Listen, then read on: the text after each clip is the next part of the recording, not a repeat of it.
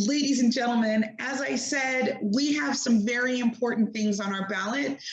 These things really do impact the future of our families and of our community here in Howard County. And tonight we're going to talk about question A. Question A really will have a massive impact here in Howard County, but as we've been out there at these different events, we found out that there's not a lot of people who know a great deal about question A. And so we have assembled a power-packed group who have all of the most amazing information to help us to understand what question A is all about and how it will impact our county. So we have Dr. Opel Jones, who is our county council person from District 2.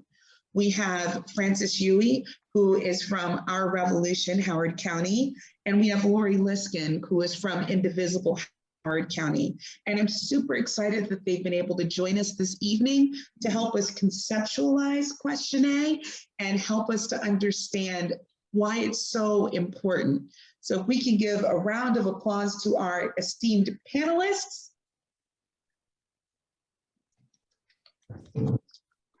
And I invite you guys to,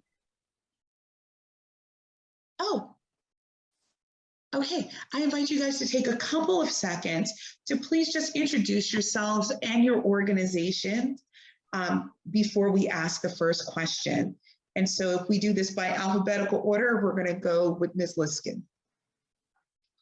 Everybody, I'm here wearing several hats. I am with Indivisible Howard County. I facilitate the immigration action team, and I think you all know Indivisible. We have probably 700 people on the mailing list for Indivisible, and I represent Indivisible on the Howard County Coalition for Immigrant Justice, which involves now around 15 organizations.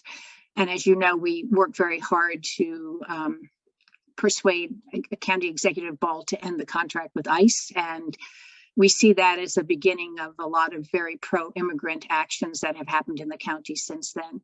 And since it came up during the education forum discussion, I wanted to just mention that I'm on the board of directors for NAMI Howard County, and I would encourage you all to look at their website because they have a lot of resources, particularly for parents. So that's it. Okay, should I go next or is Opel ready? Yes. I'm Francis Hui. I'm with Our Revolution Howard County. We are, I don't know, hopefully some of you know us. We're a bit to the left of most Dems, but try to work with other Democratic groups where our paths agree. We've been in partner with the Coalition for Immigrant Justice for a lot of years now, and fought for, passage of some bills, and we're very happy about the Liberty Act being passed and want to see it retained. That's about it. Awesome. Dr. Jones? Good evening, everyone. I apologize for the computer and audio issues earlier. I'm Opel Jones. I know most of you. I think I know everyone here. And it's good to see you all virtually. I'm on the county council representing District 2, and I'm the chair for at least another month and change. And I'm really excited to talk about the Liberty Act. We wrote the bill more than a couple of years ago. And as you know, it went to a referendum, and now it's time to vote for it and pass it. So I'm excited to engage in a discussion about it. Awesome. I'm so glad that you guys are here. Let's jump right in it. So for people who don't know anything about the Liberty Act, what is it and why did the county council pass it?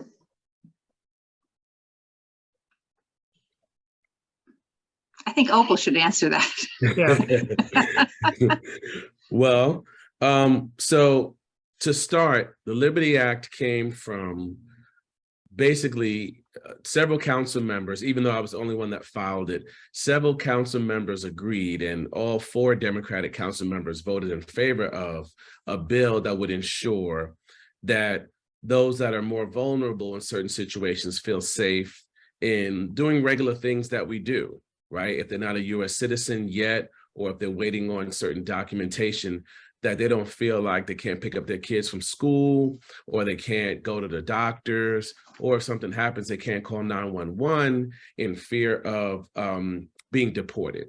So that was the true impetus of the bill. A lot of things in the bill the county already does. It's by policy, but we wanted to have it be codified, if you will. And we just want to make sure that, you know, anyone that lives here, whether you're from the United States, whether you were born here, or whether you're waiting on documentation to be a U.S. citizen, can feel safe and secure and just going about doing everyday things. That's basically it. Awesome. So this sounds like a really good thing, you know, protecting our neighbors, making sure that they feel comfortable and safe. A question that I've gotten several times is, why is it on the ballot? How did it end up here? Laurie? I think within minutes after Calvin Ball signed the act into law, a group, Lisa Kim, formed a group to try and repeal it. And I think you all know Lisa Kim. She is unfortunately now running against Courtney Watson for delegate for District 9B. So she formed a group. Let's see if I have the name of it here. Well, I don't really know exactly the name, but in a matter of a month, she was able to raise over $60,000, and that included $5,000 from Alan Kittleman and $3,000 from David Youngman. But the fact that many of those donations were small amounts indicates there's a lot of anti-immigrant sentiment in the county. Using that money, Lisa Kim's group hired a Republican polling firm to get petitions around the county, and they framed the Liberty Act as a law that would be damaging to all immigrants, but particularly documented immigrants, and that would mean that many resources of the county would be devoted to immigrants. And it was frankly a racist movement.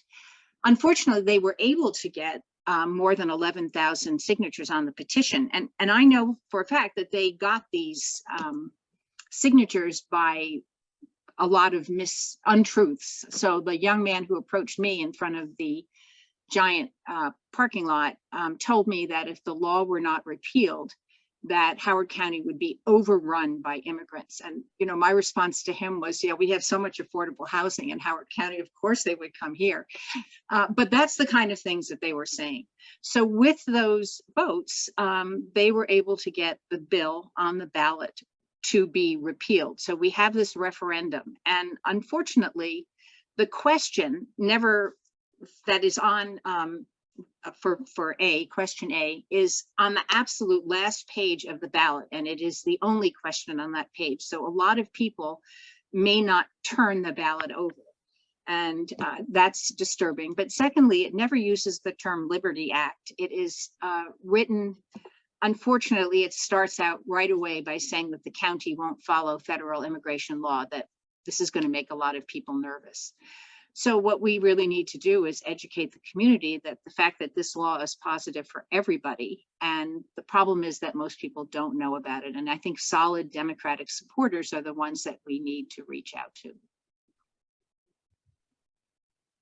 Yeah, I concur. I think that with the issue being down ballot, whether it's a person that you're voting for being down ballot, a question being down ballot, Board of Education being down ballot, Central Committee being down ballot. This is when the advocates, like everyone on this call and our friends and neighbors that we know, we let them know, hey, look, when you go to vote for Westmore, you go to vote for Calvin Ball, two amazing people. If you're going to vote for a senator or Congress or what have you, make your way down ballot and just vote all blue. Oh, and by the way, when you get to the end, there's going to be a question, and we want to vote in favor of that question because all 4 Democrats voted for it and the Democratic County Executive signed it. So it's just reaffirming what we all have as these values. Someone needs to be taken out. They said, no, it's time for my walk. It's 8 o'clock. All right, let's go. They agree with you. That's the agreeing bark. Right. Oh, they agree with me. Okay.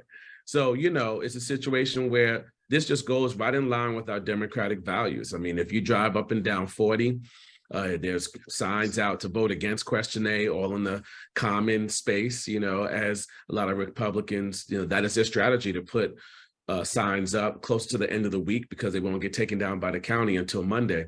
They put them in the right of way for all Howard County members, and that's one of them. And they're right next to a Republican sign. They're right, vote against Question A would be right next to a Dan Cox sign. So you already know how that's aligning. So if we just stick true to our blue values and our democratic values and just tell our friends and neighbors to, when you're going to vote for Wes Moore and Calvin Ball and a Democratic congressman, a congresswoman, or senator, make your way down ballot, vote blue. And then when you get to that Question A, just vote for Question A. And if they ask what it's about, you just tell them, hey, it's about making everyone feel safe and secure here in Howard County. Awesome. I do have a couple of more questions. What's the difference between the Liberty Act and dignity, not detention? I asked Jessica to ask this question because a lot of people are confused by that. Dignity not detention was a law that was passed, I think, on the last day of the last legislative session. And it does not replace in any way or substitute for the Liberty Act. So dignity not detention was really about prohibiting state and local governments for entering into new agreements with the Department of Homeland Security. Excuse me, my allergies are there. It does have one section that says it prohibits police from coercing, intimidating, or threatening an individual based on their perceived or actual immigration status or that of their family member, but it's specific to the police, whereas the Liberty Act refers to all Howard County resources, and it also has the condition or requirement that everyone's immigration status must be kept confidential and it cannot be reported to ICE. So that's a really strong distinction. I have to say, however, it is extremely unfortunate that the Dignity Not Detention Act does not cancel the 287G agreements that 3 counties still have with the Department of Homeland Security. So they are still actively giving names to ICE. They just can't detain people like they did before. Thank you so much for that. I want to toss this question to Francis. Why is it important for us in Howard County to vote for Question A? All right, there's several reasons for that. First, obviously, is to protect immigrants. A lot of people, especially on the opposed side, think of immigrants as being this horde coming from Mexico. But particularly in Howard County, immigrants come from all over the place. We've got lots of Asian immigrants here, African immigrants. There's probably even some Ukrainian refugees around. So it protects a wide range of people. But the other thing to think about is that it protects everyone else too. When immigrants feel safe going to the government to get help, they do so. And if they don't feel safe, they'll cover things up and things will get swept under. And that makes everybody less safe if crime goes unreported, for example. And that would be my main point. If I can just add one thing, a big point of the opposition is that immigrants take up all of our resources. But what that neglects to mention is that immigrants pay taxes, and they pay a lot of taxes. So they are contributing both by state, federal, and local taxes. They're contributing to our economy. So they probably give more than they take. But for example, they pay into Social Security, but they can't withdraw anything. And especially since we got such a huge increase, that's, And Laurie and Francis, I'm glad you uplifted that. My students were very taken aback. So by the idea that that immigrants can't pull out Social Security money, but they all know that everyone who gets money, a paycheck, pays into it. So thank you for uplifting that. You know, we as Democrats, we have a tremendous advantage in that we outnumber, as Gabe put in the chat, we outnumber the Republicans 2-1. But yet this is an issue that most people don't know about. So I'd love all three of you guys, if you could weigh in, starting with Dr. Jones, then going with Ms. Liskin, and then with Mr. Uwe, and just tell us, how can we as an audience do something to help? So I'll just start and say it's really about advocacy. So what we need to do is just make sure that the totality of the situation is there when people go vote. Because this conversation is great, but if it doesn't transfer to voters, those that are at the polls, then it may be too close for comfort. We do outnumber Republicans 2-1, but a lot of people, and I know I can honestly say the first time I voted in Howard County, I stopped at a certain point because I was so new to the county, I didn't know who to vote for. And I definitely didn't vote for any of the questions. A lot of people just won't vote that far down the ballot. So really what it's about is whether it's raising funds for a mailer, whether it's handing out whether it's handing out a handbill or some small piece of paper, similar to how the Central Committee, the Democratic Central Committee textbook did in 2018, those that won, the 16 of the 20 that won then, and everyone who won this last time, the strategy about getting to voters and letting them know, hey, when you go vote, please do this, is really all that matters, right? We don't have the money for TV commercials.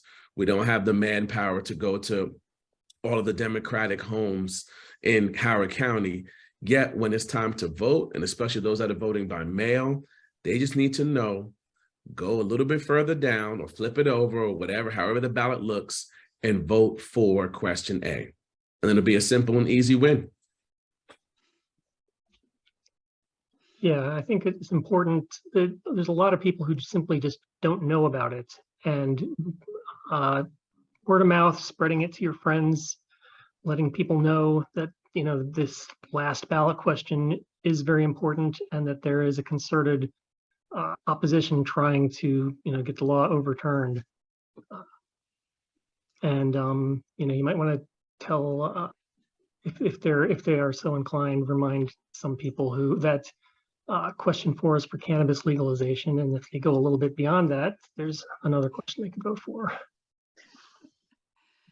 And really fast before Laurie starts, I apologize. That's okay. The video that was shared earlier, the one that HPP did, I mean, it's simple. You can share it to someone on your phone. You can share it via social media, and it just tells a story, or, and if you don't want to do that, or if someone doesn't look at the video, just tell them to vote for question A. Thankfully, the question was written in a way that if you vote for it, that's what we want, versus voting against it is what we want, right? So most people are inclined to do something positive. Hey, I'm not sure what this is, but I'll vote for it. Sure, it seems like a really nice thing. So the coalition, which includes CASA and ACLU, we've got a number of things going. As I mentioned, postcards, we have more than 700 written, and we are working on sending more. We have the video that Dan and HPP did.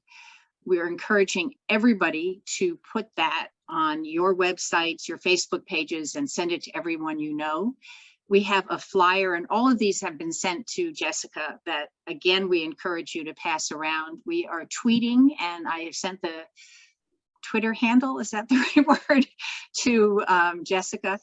We're also starting texting probably next week. So we've got a number, and then we have the yard signs.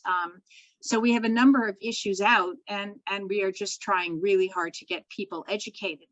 Last week, I think it was, at Christiana Rigby's picnic, I met a guy who didn't really know what the Liberty Act was, and he had voted against question A. And when I explained it to him, he felt so bad. He said, look, let me give you $10 so you can buy some more flyers with it. And so, but the point is that he wanted to vote for it. He just didn't understand. So our job, and I really ask all of you to get this information out on social media, Instagram, everything, because people, I think, will vote for the law as long as they understand what it is. And if anybody has any questions, they should get in touch with me. I'll put my email in the chat. Awesome. And as you do that, do we have any questions from the audience?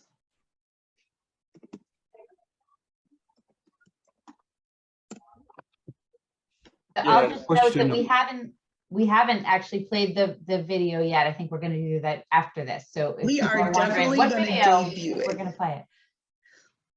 I'm sorry, I had one other thing, and since Dr. Jones is here, I'm going to put him on the spot, but I'm sure he won't mind. We put together a letter of support from clergy, and we have one from community leaders. And so we're going to put these on websites, and we'd like your signature and your endorsement of the Liberty Act on that document. Do we have that? It's an endorsement letter. That'll be absolutely amazing. Okay. Yeah, I'd love to do that. I mean, it only makes sense. I better, right? Exactly. I better do it. I'll send a copy to your office. Thank you so much. Okay, we have time for 2 questions, and I saw Bob and then Mark. Yeah, isn't it the fact that almost all the questions we should vote for, so it might be easier just to tell everybody to just vote for everything. At least that's what I would recommend. Well, I don't know if everybody, I don't know about that, because you mean that mixes us up with the 5 questions as well as question A? I mean, I think yeah, that I'd like to be as specific as possible if I could. Excuse me, Francis. yeah. I mean, it definitely, if there are people who are amenable to that message, saying vote for all of them is fine. But if there are, you have to make the distinction. This is its own issue, and you can be against one of the others and be for this one. I wanted to ask you, Laurie and Francis, if you would be kind enough to provide some examples, concrete examples of immigrant rights being violated, and how this law will protect that. Well, You want to go first? Sure. Yeah. I mean, there definitely have been incidents in the past where, immigrants were stopped by, for example, the police for some minor infraction, and something that would just normally be a citation for you or me ended with them, being turned over to ICE and sent off to detention, and that's not reasonable. It has happened in the past, and if law isn't there, it will happen. Do you have data along that line? Do you collect data? It's very hard to collect it. The police do not keep records. They don't have immigration status is not part of the data they collect when they arrest someone. There are anecdotal examples. I just heard about it the other day, that people are asked about their immigration status when they go to the ER, for example, or when they go for medical care, which is really terrible because it means that people won't go. Immigrants, particularly undocumented immigrants, are really exploited by employers because they know that these people don't want to complain because they fear deportation. And it was an issue, and that was strong enough an issue for the Human Rights Commission to make immigration status a protected class. So now, if you are discriminated against, you can, in theory, make a complaint. I suspect that still isn't likely to happen because of concern about being fired, for example. Several years ago, we did a small survey at the St. John the Evangelist Roman Catholic Church. They have a large Latino population or Latinx population. It was about 700 people. And we found that a lot of people did face discrimination in their everyday lives. And I'm talking a little bit less than 20% of the people who responded to the survey said that they had been discriminated against or criticized or verbally assaulted for speaking Spanish, for not understanding something in a store, that they had been assaulted, verbally assaulted in the workplace and at school, which was very discouraging. So we have examples where, you know, life can be difficult. And I think one of the real reasons to support the law is that immigrants, all immigrants, will be more likely to go to the police if they are a victim of a crime. And that better collaboration and cooperation between the immigrant community and the police just helps everyone in the county. Awesome. Yeah. I see JC with his hand up. Yeah, thank you. I thought I might be able to help with some of these questions. Some of you know I do some work in this area as part of my day job. And, you know, the chilling effect, Laurie, that you're mentioning is very real. You know, people are much less likely to seek out help if they think that there is, you know, some risk that they might face by doing so. And the other point that I would make is, you know, much of the impact of things like this depends on what the priorities are of the president, right? You know, our current president, I think in this group, we can all agree we're pretty aligned with him and what his priorities are, but the last one, not as much. And, you know, he did a lot of really harmful stuff and, you know, pushed to have ICE target people that in many ways were here legally, whether they were seeking asylum or here on temporary protected status. But, you know, the president deemed them removal priorities and, you know, had ICE go after them anyway. So I think one of the important things about voting for this proposal is, you know, it's really an insurance policy that protects people against future administrations that might not be as friendly.